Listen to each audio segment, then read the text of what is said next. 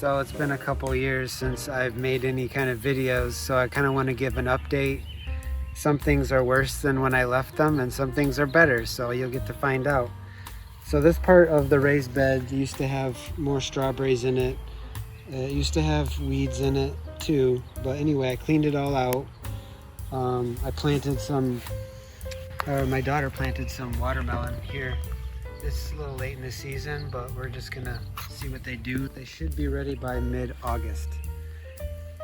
And then I surrounded it with straw and some leaves just to keep the moisture in and the weeds down while it grows.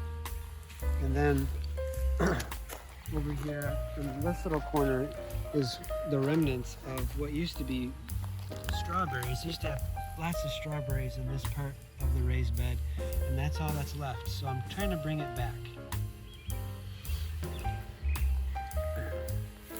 On this part used to be more strawberries, but a different variety that my son planted. And you wouldn't believe it, but like 5 days ago, there used to be strawberry growth like this high on all of these plants. And a deer or rabbit came by and just chewed off all the new growth and the new leaves on all of these. And so we're gonna have to put up some kind of netting to keep that from happening in the future. And these are the asparagus. We already cut them down once, and then they grew back this tall. We did harvest some asparagus from there, but so far we're just leaving that as it is for now.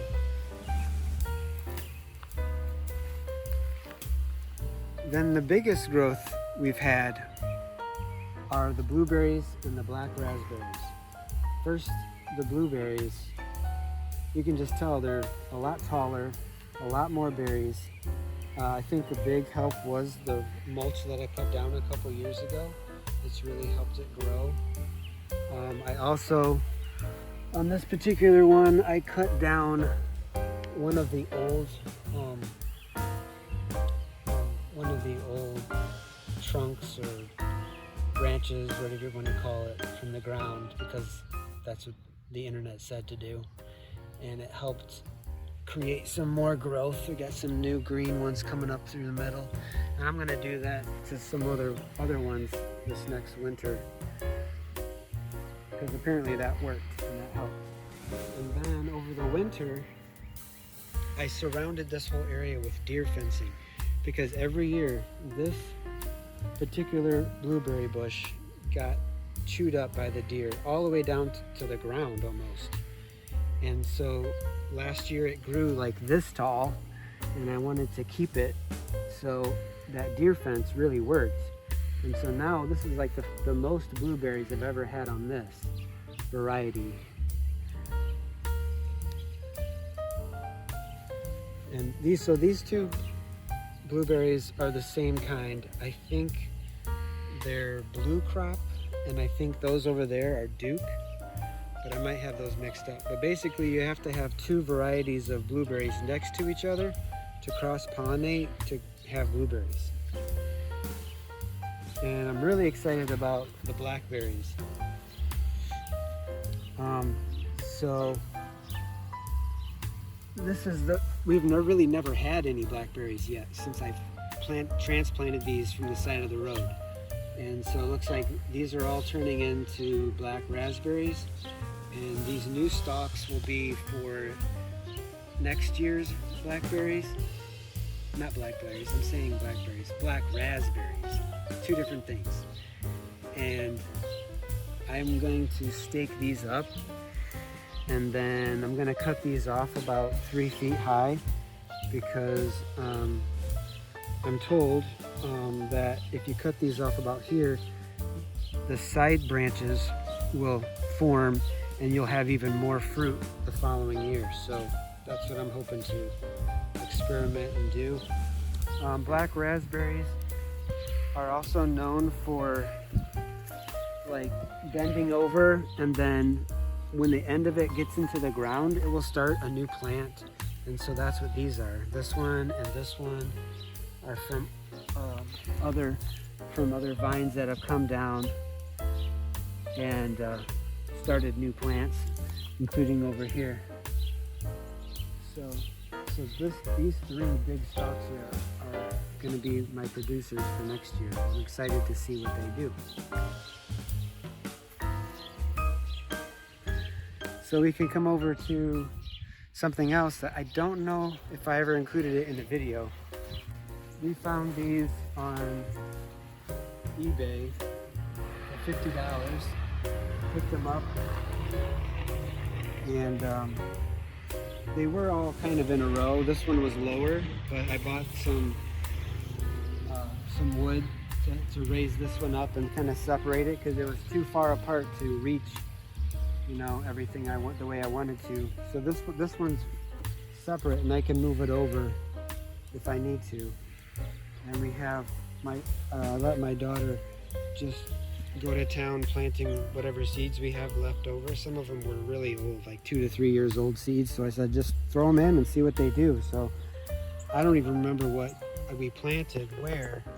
I think that looks like sage. I think this is the dill.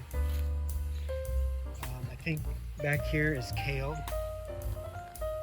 Those beans right there are actually just beans that we kept and dried from another bean plant that we grew a couple years ago, and they actually sprouted. Back here we have, I don't even know what, I think we planted lettuce, but it has not come up, so it might take longer, or they just might not have been good seeds. And then back there, if you can see, are radishes.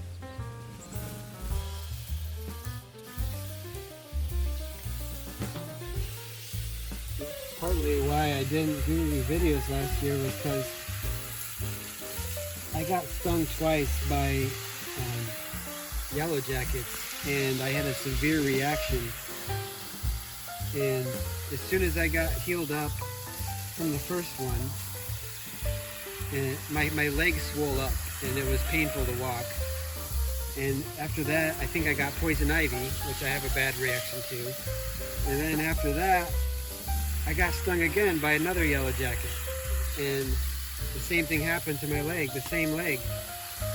It was actually worse. It got swole up so much that, like, my feet were like squishy.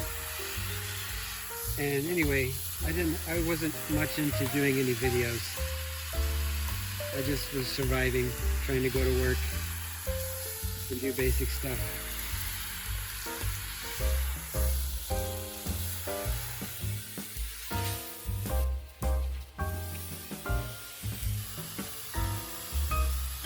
I don't think these radishes are doing too well. They're not looking very good. I think they're too crowded. So I should probably,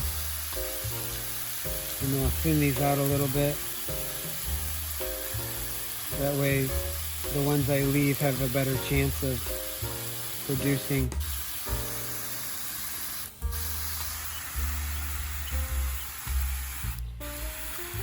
You can still eat the tops of them.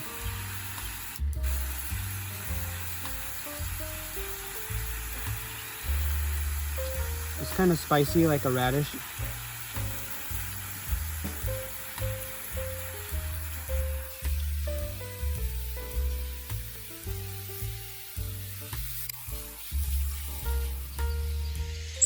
Well, I think that's it for the update. Thanks for watching.